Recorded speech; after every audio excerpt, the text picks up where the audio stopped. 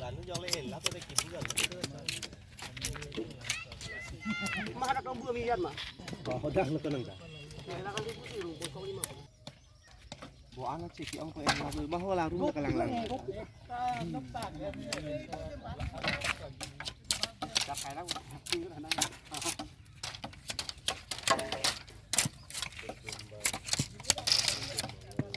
ว้าขนาดนั่งกลางๆมัน